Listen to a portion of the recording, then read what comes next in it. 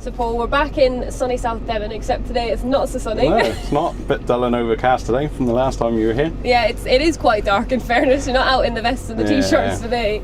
January's finest weather. At least it's not raining, which is a start. This is true, do you know? And we're out, obviously last time we were with you, you were out at silage flat out. Well, you were flat out at silage. Yeah. And you were obviously testing that Albert fold and push off buck rake. Yeah, that's right. And now we're out with you and you're at Slurry with a few different implements that we were quite interested to see. Yeah, we're down in Mayo today, pumping slurry, dirty water I should say. Organic farm, just trying to top the nutrients up, ready for the spring, get it growing again. Yeah, we're running one of Jeffrey Wox's Walrus pumps, which has been now for, well, on and off 2 years now. Yeah, that seems to be the good way of sort of making pump man's life a bit easier, trying to make it a bit safer really. All started really with Jeffrey, the conversation back in 2015. We were looking to buy a front reeler, got talking to him, ended up buying a front reeler and 1,000 metres of 5-inch pipe, and also the couplings to go with that pipe, which was an American type of coupling, shug fit couplings, which have turned out to be very good so far. They seemed a bit expensive at the time, but 7 years later we're still using the same couplings. Worth their weight in gold. Yeah, we can reuse them. If by chance you happen to catch him, drive over them with a tractor, they seem to stay working, they don't crumple like a bower. I've never had one undo. They're sexless as well, so you can wind them up from either end and sliding across new grass seeds and that. They're quite like soft on the grass. They haven't got too many sharp edges, so they don't rip up any new seeds or corn or that when we're spreading on it. So it's quite good from that point of view. So, and they're also, you can go from 4-inch up to 6-inch without any reducers or adapters, which is quite good because we would mainly be running 5 and 6-inch pipe for the bulk of our system. When we go to 7-inch, we've just got to have an adapter each end, which is a small little bit, nothing very big. Yeah. We generally run that off the pump, trying to get a bit more output. And basically, the bigger the pipe you've got to the field, the lot easier you'll be able to shift it. Yeah, and I suppose the faster it comes through. Yeah, faster it comes through, and we're not running under the same pressure as well. Yeah.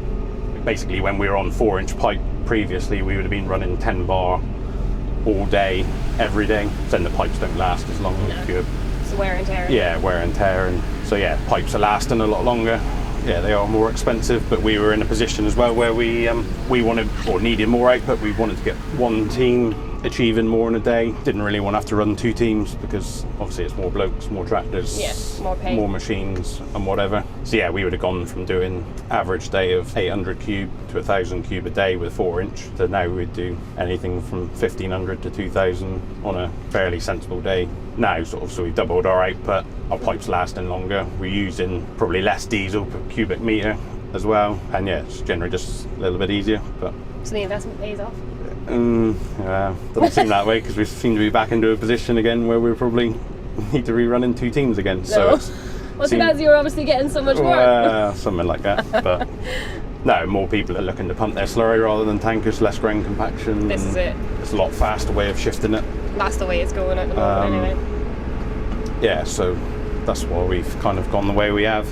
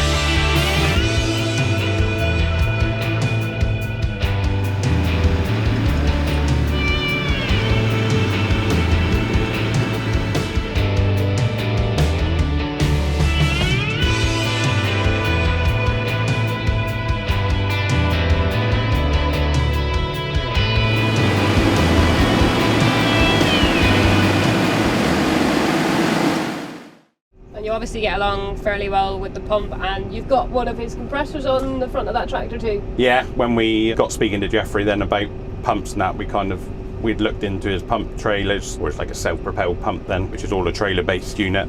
Thought it probably exceeded our price range, and also it was quite big for some of our smaller farms, wouldn't have been very manoeuvrable around the edge of a lagoon. So we kind of said to him, we want something that's on a 3-point linkage with a tractor, easy to get around the lagoon, and nothing too much else was said.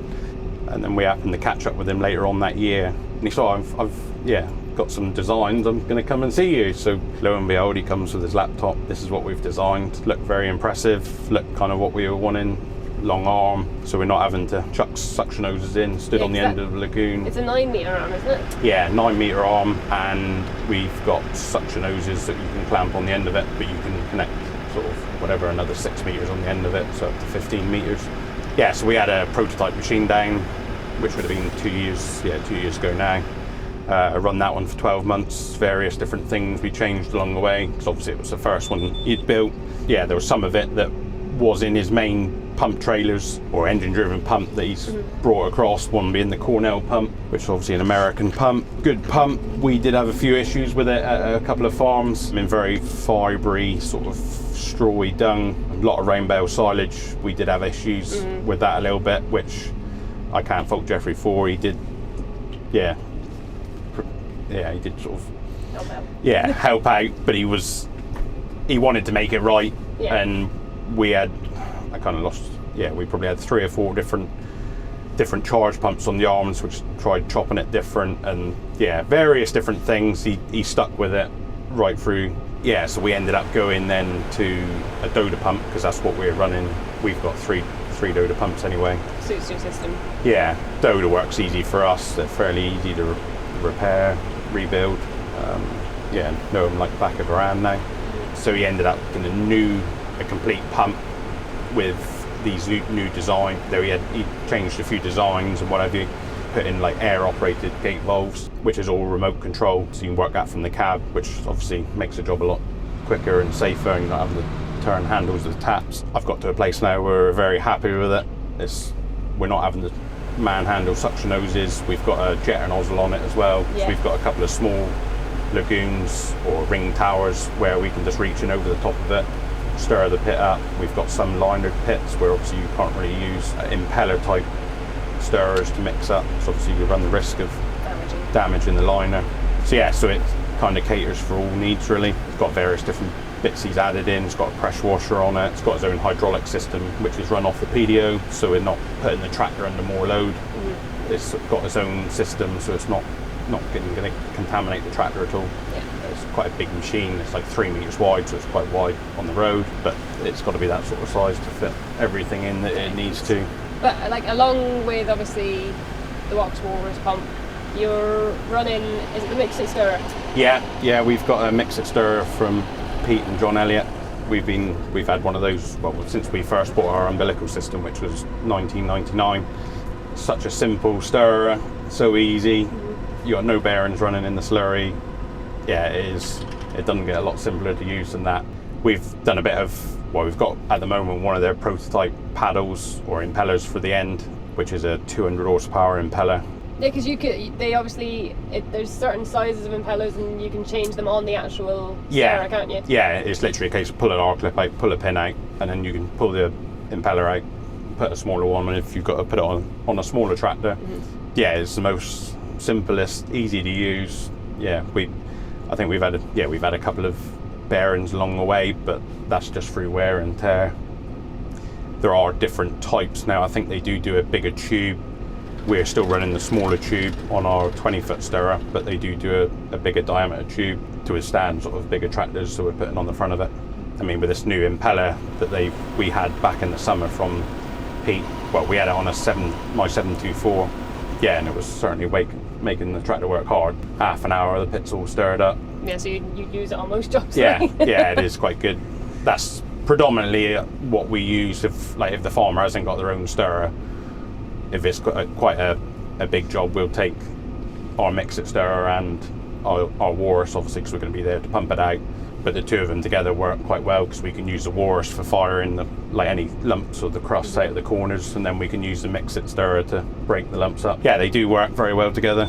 With the Walrus, we also bought one of Jeffrey's, or a shooting front pedio drive compressor, which is a pretty awesome bit of kit. That's 400 CFM, which if you're on bigger pipes, you need a bigger compressor. Yeah. Because it's obviously volume and all that. You need that power to push out. Yeah, rather expensive, but I think we were mad when we bought it. You must have a serious amount of money at this point. It was my inheritance, I think, that's gone out the window, but it does make the unit right. We bought a second-hand tractor to go with the pump, that mainly that tractor's job is just stays on the pump. That's the New Holland? Yeah, New Holland T7 270. Mm-hmm. Yeah, we bought it when we first bought the Walrus, so 2 years ago. Mm-hmm. It was in a dealer's yard, 3,000 hours. Yeah, didn't pay hundreds of money for it. And not after you bought the compressor. No. So we're in a position now, we've still spent less than what an engine-driven pump would have been, and we've got you've got this kind of our self-propelled sort of unit. Because that's on all the time. Yeah. But what do you prefer now yourself? Do you prefer silage or slurry? I'm not bothered about slurry. I could quite easily spread slurry. I wouldn't want to do it every day of the year, but yeah, involves less people, less things to organise, a lot less hassle. But yeah, once you get to about beginning of April, I'm usually fairly keen to drop the dribble bar off and put a plastic maze drill on, or do something a little bit different. So you're happy out slurrying? Yeah, living the dream. Well, that's brilliant, Paul. Thanks a million for having us back, and I hope you enjoy the not so sunny Devon. Sun will be out soon.